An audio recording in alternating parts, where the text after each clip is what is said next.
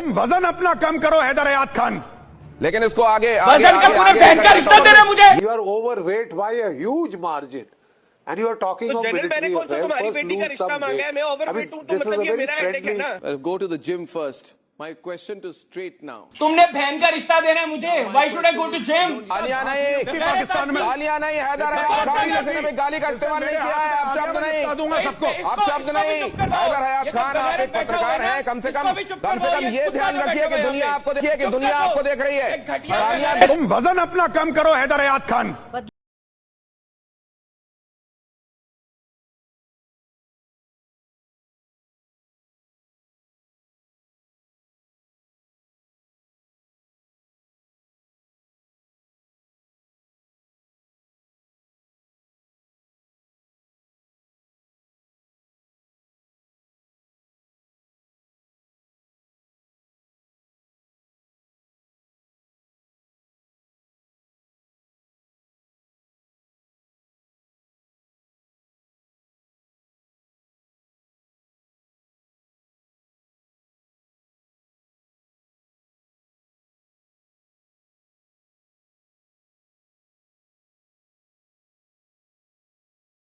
इसके अलावा दिल्ली में जो ब्रिक्स की फॉरेन मिनिस्टर की जो मीट हुई उसमें काफी हंगामा हुआ। यूएई और खासतौर से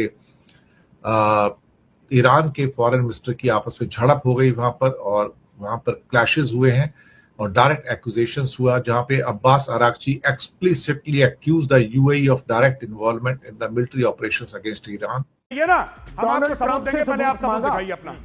डोनाल्ड ट्रंप से सबूत मांगा आपने, वो भी तो 8 एक मिनट सर, डोनाल्ड ट्रंप से पैसे आप मांग रहे हो? पूरी दुनिया डोनाल्ड ट्रंप से पैसे आप मांग रहे हो? हम थोड़ा मांगते हैं पैसे। कटोरा किसके पास है? डोनाल्ड ट्रंप के पास। कौन कटोरा लेकर गया? फील्ड मार्शल आपका साहब, फील्ड मार्शल आपका भीख मांगने गया व्हाइट हाउस में। उसके बूट पॉलिश कौन करता है? उसके बूट पॉलिश करता है शहबाज शरीफ। तो बूट पॉलिशिया आसिम मुनीर, बूट पॉलिशिया शहबाज शरीफ, और हम जाके बात करें। ओ बाबा रे, लड़ाई हम दोनों के बीच में हुई थी, लड़ाई इंडिया पाकिस्तान के बाद बीच में हुई थी। आपने पूछा फील्ड मार्शल से अपने, आपको इससे जुड़ी एक बड़ी खबर, आप एक मिनट, बड़ी खबर मैं सुनाता हूं। फील्ड से जुड़ी हुई एक बड़ी खबर, राजा फैसल आप सुनिएगा जो आपने डोनाल्ड ट्रंप का जिक्र किया। मैं एक चीज समझा देता हूं इनको, आधी बात समझ में नहीं आई होगी। देखिए ऐसा है, आपके सुनिए मेरी बात, जो आपके एम्बेसडर हैं राजा फैसल साहब, मेरी बात सुन लीजिए, मैं आसान शब्दों में समझाता हूं, यही मेरी एक्सपर्टीज है। मेरी बात समझिए, आप अपसेट मत होइए सर, आप अपसेट हो जाते हैं। आप राजा फैसल साहब आप अपसेट हो जाते हैं, सारा मामला गड़बड़ हो जाता है, सारा मामला बिगड़ जाता है। सर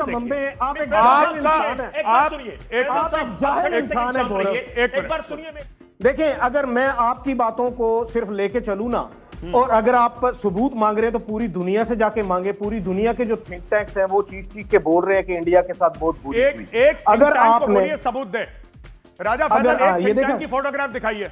अगर ये देखा आपने, आपके पास थोड़ी देर पहले है आपसे, पाकिस्तान में मोबाइल फोन चलता है आपसे, एक थिंक टैंक का बोलो की फोटोग्राफ दिखाए। थोड़ी देर पहले मैंने आपसे, ये चाइनीज फोन मत दिखाइए यहाँ पे, ये सस्ते वाले फोन नहीं चलेंगे यहाँ पे, अच्छे फोन दिखाइए। और पहली चीज, एक minute, please don't show these fake Chinese phone.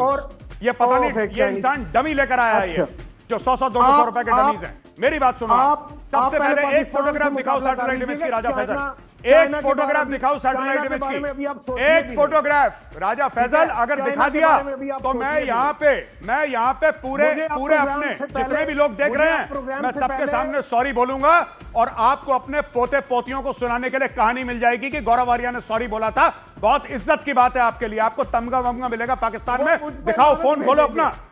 Raja Faisal challenge करता हूं मैं, चैलेंज है मेरा, मेजर गौरव आर्या का चैलेंज है, मेजर गौरव आर्या का ये कव्वालियां बाद में गाना, मेजर गौरव आर्या का चैलेंज है। अभी प्रूफ दिखाओ, प्रूफ दिखाओ, एक सैटेलाइट इमेज दिखाओ, एक सैटेलाइट इमेज दिखाओ राजा फैसल, एक सैटेलाइट इमेज।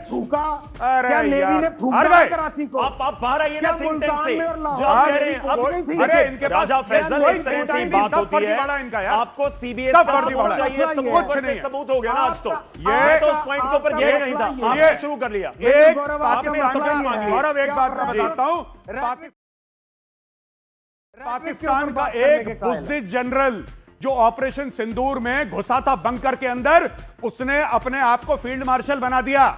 पूछो इनसे, राजा फैसल से पूछो, आपका मसला ये कहा था आसिम मुनीर काबुल में था कि नहीं 3 दिन के लिए? परेड देख रहा था, कौन सी परेड देख रहा था 3 दिन के लिए? गायब हो गया आसिम मुनीर, अपने आप को प्रमोट कर लिया। जब कोई ऊंची जगह पे बैठ जाए, राजा फैजल मैं आपको एक बात देता हूँ, राजा फैजल मैं आपको एक आइडिया देता हूँ बहुत तगड़ा। जब कोई ऊंची मैं आपको एक आइडिया देता हूँ राजा फैजल, मेरी बात सुनिए, मजा आ जाएगा आपको। करोड़ों रुपए का आइडिया दे रहा हूँ कि आपको फील्ड मार्शल बनना है, हमारे सामने अभी सरेंडर करो, पाकिस्तान में तुम्हें फील्ड मार्शल बना देंगे, क्योंकि यही रीत है पाकिस्तान की, जो सरेंडर करता है वो फील्ड मार्शल बन जाता है। कर दो अभी हमारे सामने सरेंडर, ये गौरव शुक्ला है, ये गौरव आर्या है, कर दो हमारे सामने सरेंडर, तुम्हें फील्ड मार्शल बना देगा। इंडिया को आइडियाज की जरूरत है, आइडिया की कोई जरूरत नहीं है। सीबीएस की रिपोर्ट के बारे में बात करो, क्या अमेरिका के पीठ पे खंजर घोपा कि नहीं, हाँ या ना?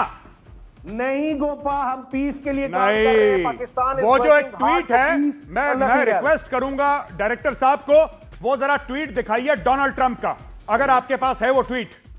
जो मीट, इसके अलावा दिल्ली में जो ब्रिक्स की फॉरेन मिनिस्टर की जो मीट हुई, उसमें काफी हंगामा हुआ। यूएई और खासतौर से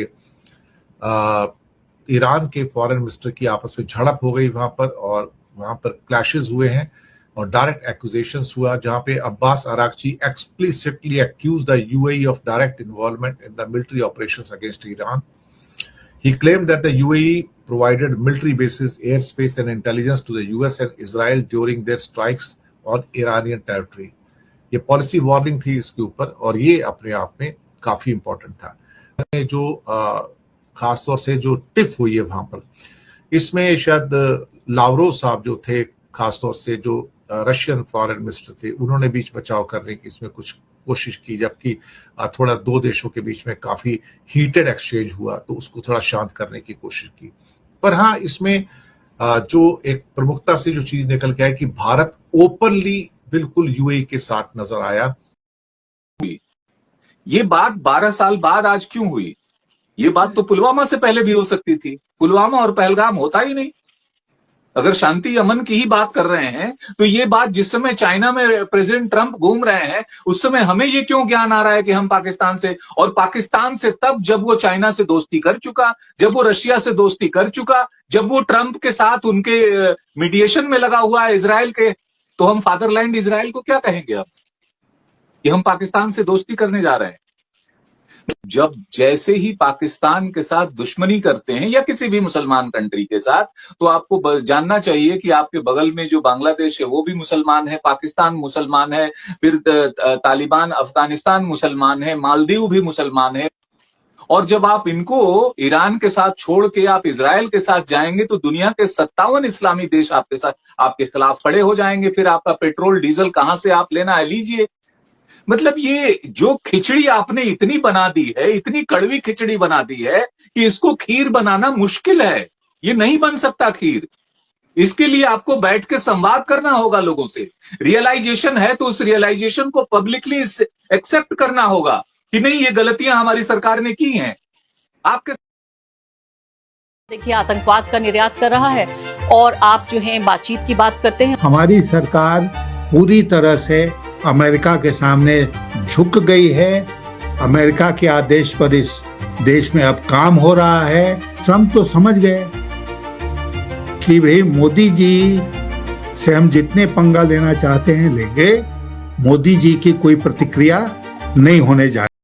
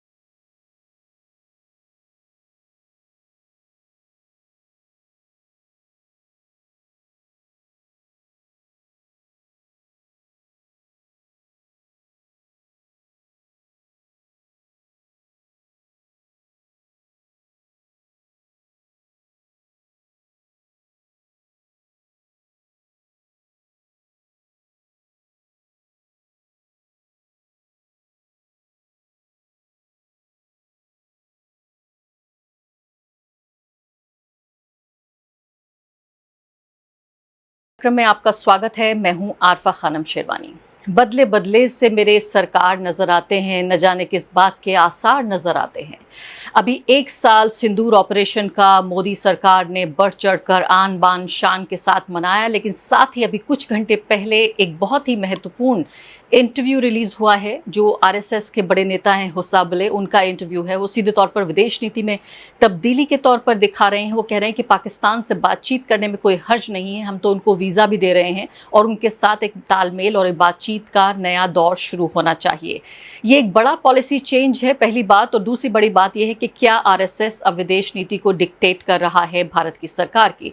साथ ही इस पूरे दौर में हम देख रहे हैं विपक्षी जो पार्टियां हैं वो पूरी तरीके से डायरेक्शनलेस, दिशाहीन नजर आ रही हैं। और इस तरह से भी, यानी कि विदेश नीति और राष्ट्रीय सुरक्षा के मुद्दे पर भी आप देखिए कि विपक्ष ढंग से सरकार को आड़े हाथों नहीं ले पा रहा है। खासकर पश्चिम बंगाल में हार के बाद, और इसके अलावा भी हमने देखा कई राज्यों में हार हुई, लेकिन पश्चिम बंगाल खासकर एक तरह से, मैं कहूँगी, एक अंग्रेजी में कहते हैं last nail in the coffin. इसे किस तरह से देखा जाए, अब ये पूरे मुद्दे पर बातचीत करने के लिए हमारे साथ यशवंत सिन्हा जी मौजूद हैं। यशवंत सिन्हा को किसी तारुफ की ज़रूरत नहीं है, लेकिन फिर भी आपको बता दें, नई जनरेशन जो कि पिछले 20 साल में पैदा हुई है। यशवंत सिन्हा जी देश के एक नहीं 2 बार वित्त मंत्री रह चुके हैं, फाइनेंस मिनिस्टर, साथ ही एक्सटर्नल अफेयर्स मिनिस्टर भी रह चुके हैं। कुछ साल पहले उन्होंने भाजपा छोड़ी, और सोचिए आपकी ये इनमें से कम जो 3 इनके कार्यकाल हैं, उनमें से 2 कार्यकाल भाजपा की सरकारों में, अटल बिहारी वाजपेयी जब प्रधानमंत्री थे तब वो मंत्री थे, और अभी कुछ दिनों पहले जब राष्ट्रपति का चुनाव होना था तब विपक्ष की तरफ से यशवंत सिन्हा उनके कैंडिडेट थे। यशवंत जी, सबसे पहले तो मैं आपसे इसी से शुरुआत करना चाहती हूँ, पहले विदेश नीति और उसके बाद में आऊंगी घरेलू नीति पर, कि आरएसएस के होसाबले अब ये कह रहे हैं कि पाकिस्तान से बातचीत होनी चाहिए। अभी हम कुछ महीने पहले की बात है कि सिंदूर ऑपरेशन हुआ 1 साल पहले, और उसके बाद हमने पूरी दुनिया में डेलीगेशन भेजा कि हम पाकिस्तान को अलग थलग करना चाहते हैं, पाकिस्तान आतंकवाद का प्रायोजक है। आप आरएसएस की इस पॉलिसी को, बदलती पॉलिसी को किस तरह से देख रहे हैं? बहुत धन्यवाद आरफा जी। देखिए, अभी हाल में श्री होसबोले जो हैं, जिन्होंने पाकिस्तान से बातचीत का ये बयान दिया ना, वो अमेरिका गए थे राम माधव के साथ, और वॉशिंगटन में उन लोगों की मुलाकात हुई थी स्टेट डिपार्टमेंट के लोगों से और दूसरे लोगों से। और आपको याद होगा कि राम माधव को माफ़ी मांगनी पड़ी थी, क्योंकि उन्होंने लगभग यही कहा था कि अमेरिकन को संबोधित करते हुए कि मालिक, मैंने तो सारी बात आपकी मान ली, अब भी हमसे क्यों नाराज हो। तो इसके लिए उनके ऊपर दबाव पड़ा, तो शायद उन्होंने इसी दबाव के चलते माफ़ी मांगी। होसबोले साहब भी इस कार्यक्रम में थे। तो जाहिर है कि अमेरिका के इस ट्रिप में वाशिंगटन डीसी जो ये लोग